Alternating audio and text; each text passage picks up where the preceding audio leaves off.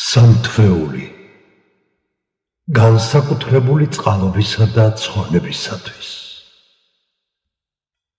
ძვირფასო მორწმუნენო, ღვთიური წყალობის, მადლის და ბარაქის მომტანი წმინდა სამთვეული უკვე კარს მოგვადგა. მომავალი ოთხშაბათიდან რეჯების მთვარე დგება. ხუთშაბათს საღამოს პარასკევის დილამდე კი დღეღაიბის ღამეს აღვნიშნავთ.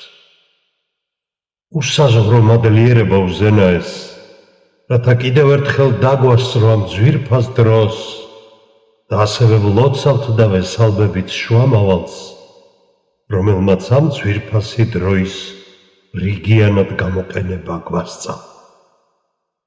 ძვირფასო მორწმუნენო, სამთვეული უზენაესის მიერ მონიჭებული წყალობის ერთ-ერთი მაგალითია. ეს არის პერიოდი, როდესაც ღვთიური წყალობა განსაკუთრებით მრავლდება. როდესაც სამთვეული დგებოდა, შუამავალი ღმერთს ასე ევედრებოდა: ღმერთო, დალოცვილ ხმენ რეჯებისა და რამადანის თვეები და დაგვასწარი რამადანს. თაბერანი ელ-მუჯაბულ 6 489. ძვირფასო მორწმუნენო, ამ გამორჩეული პერიოდის პირველი სიმბოლო დღეღაიბის ღამეა.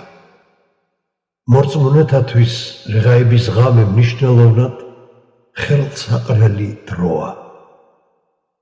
ამ ღამეს განსაკუთრებით საჭიროა დავფიქრდეთ ჩვენი გაჩენის მიზანზე და ასევე დავინახოთ ყველა ის წყალობა, რაც ღმერთმა მოგვმადლა. ჩვენ კიდევ ერთხელ უნდა დავფიქრდეთ იმის შესახებ, თუ საიდან მოვედით, საით უნდა წავიდეთ, სიცოცხლეს როგორც უდიდეს წყალობას სად და რა გარემოებაში ვხარჯავთ. ჩვენ გარდაცვალებამდე საკუთარი თავი უნდა განვიკითხოთ და საიქიო განკითხვისათვის მოემზადოთ.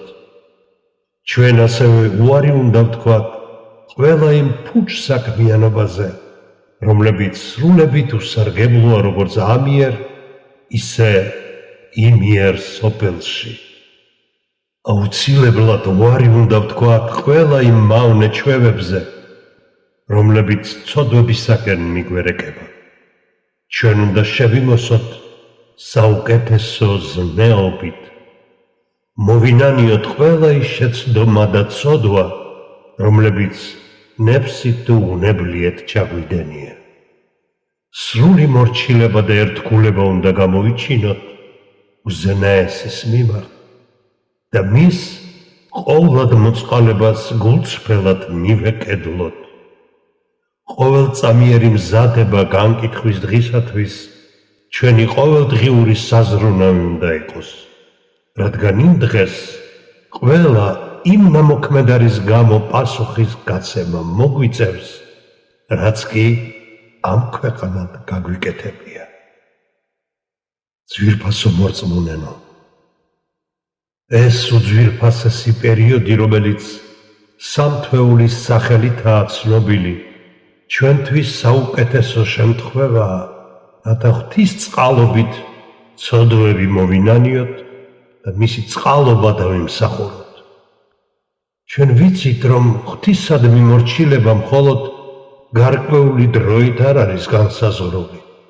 ეს ჩვენი ყოველწამიერი მდგომარეობაა. წელიწადის ნებისმიერი დრო, ნებისმიერი საათი თუ წუთი ძვირფასია. ჩვენ შეგვიძლია ღვთის წინაშე დავდგეთ და ღვთის მსახურება აღვავლინოთ ყოველ წუთს. ჰადისის მიხედვით შუამავალი ღვთიურ ბრძანებას გვამცნობს. ადამიანის შვილო, საკუთარი თავი მუდმივად ჩემდაბი მორჩილებას მიუძღვენი, რათა შენი გული სიმდიდრით აღვავსო და შენი მოთხოვნილებები დავაკმაყოფილო. იბნ ჰანბელი 3,349. ძვირფასო მორწმუნენო, ამ ქვეყნიური და საიქიო ბედნიერება მხოლოდ მათი ხვედრია, ვისაც სწამს ღვთისა და თავის ყოველწამიერ ქმედებას ღვთის კმაყოფილების მოპოვების მიზნით განსაზღვრავს. ხუთბას დასასრულს კი წმინდა აიაც შემოგთავაზებ.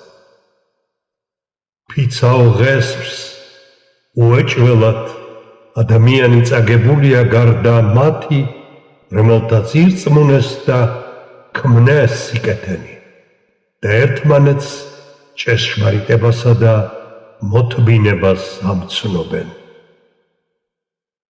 ასრ 103:1